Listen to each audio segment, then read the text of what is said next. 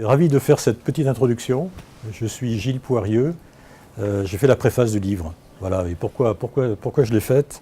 Je suis un homme d'entreprise et j'adore développer le business, j'adore développer les équipes. Et voilà, j'ai un parcours de 25 ans de dirigeant, directeur général de Sodexo, en Pologne, en Russie, sur le marché émergent, en France. Et puis responsable de l'Institut du management de Sodexo. Et puis j'ai quitté Sodexo il y a 18 mois pour me consacrer à une association qui s'appelle EVH, vers une entreprise vivante, par et pour des femmes et des hommes vivants. Et on est tout un collectif de dirigeants, on est à peu près une centaine, en France, au Maroc, en Pologne, à travailler sur nous-mêmes et à travailler sur la transformation de nos entreprises pour mettre beaucoup plus d'humains à l'intérieur. Et donc notre collectif a besoin de matière, travaille sur lui-même, les dirigeants travaillent sur eux-mêmes, mais aussi de témoignages. Et on a été très inspirés par Vinit Nayar, les employés d'abord, les clients ensuite, très inspirés, et on a participé à la traduction française de Frédéric Laloux, Reinventing Organization.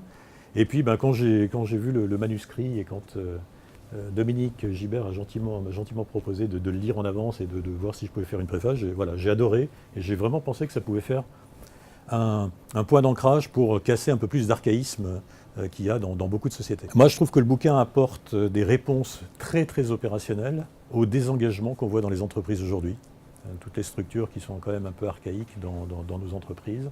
C'est comment on y va, comment on se fait accompagner par des coachs, comment on se fait accompagner par des consultants, comment on avance, mais surtout trouver des réponses en structurant les problèmes et en les verbalisant et en apportant les réponses adéquates. Et là, c'est là où je trouve que le livre est remarquable parce qu'il apporte des tas de solutions.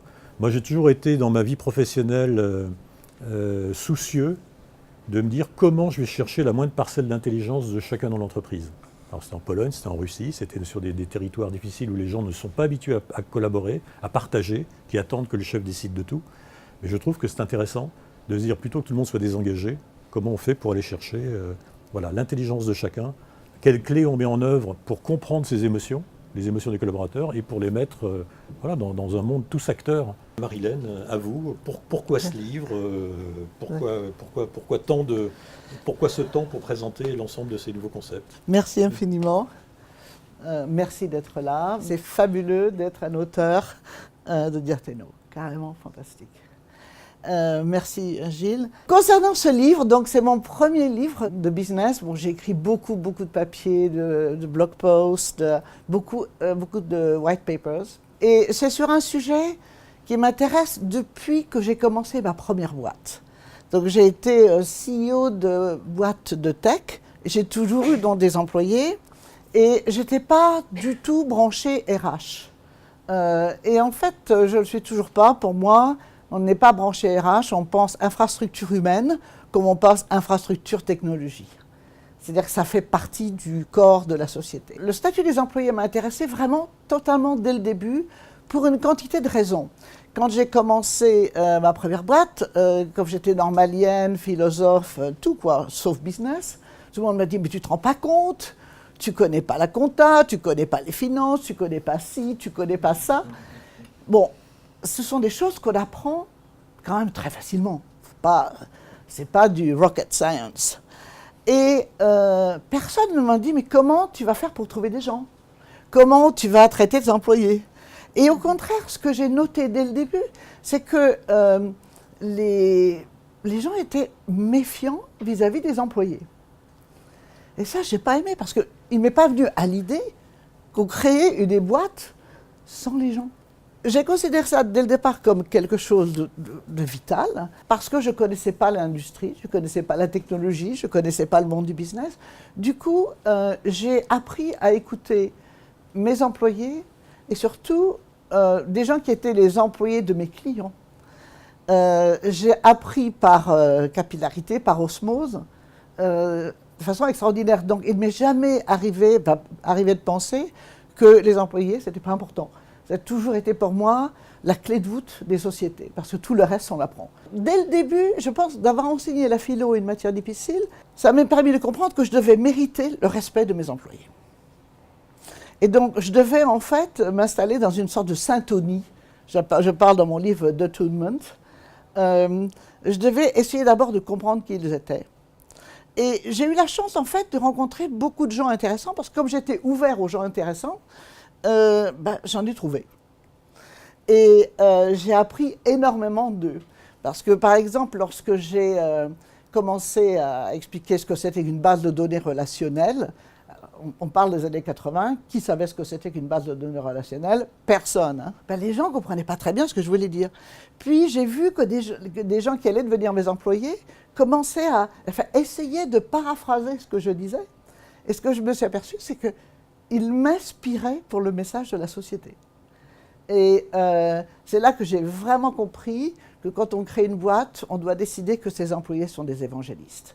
On doit s'assurer que chaque employé est capable de démontrer le produit et de raconter la société avec ses mots.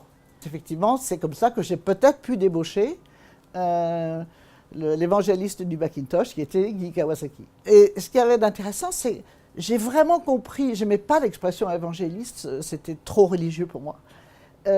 Mais quand je l'ai entendu raconter ce que faisait ma boîte à un de ses copains qui vérifiait que j'étais assez bien, assez comme il faut, bien que je sois française, en Californie, là, je me suis aperçue que c'était vraiment un évangéliste. Et du coup, effectivement, j'ai demandé à tout le monde de savoir faire une présentation et raconter l'histoire. Chaque employé devait raconter l'histoire à sa façon. Aujourd'hui, le modèle de leadership est anachronique, tout simplement. C'est-à-dire que dans la vie, on peut se connecter avec qui on veut, quand on veut, comme on veut, et on arrive dans une boîte et on n'a même pas le droit de parler au patron de son patron. Ça ne tient pas debout. On est arrivé à un niveau d'anachronisme qui fait que s'il faut changer d'identité pour rentrer dans une boîte, s'il faut en fait avoir une vision schizophrénique des gens, voilà ce que je suis à l'intérieur, voilà ce que je suis à l'extérieur, il n'y a aucune chance qu'on puisse utiliser l'imagination des gens. C'est-à-dire si on laisse la moitié de son être à la porte, on ne peut pas demander aux gens, aux employés d'être créatifs, quoi, parce qu'ils ont laissé la moitié de leur tête. La raison pour laquelle les gens chez Ford ou autrefois chez Renault ou autres, se plaisaient dans leur boîte, c'est que leur boîte était aussi tout un écosystème social, humain, qui faisait qu'on était fiers, même si on tournait juste un boulon, on était fiers d'appartenir à la boîte parce qu'il y avait tout un support humain et social à l'intérieur de la boîte. Et ces supports ont disparu. C'est la partie communautaire des entreprises. Si vous parcourez le livre, vous me direz si c'est le bon titre. Le titre en anglais, c'était quoi? Everybody wants to love their job.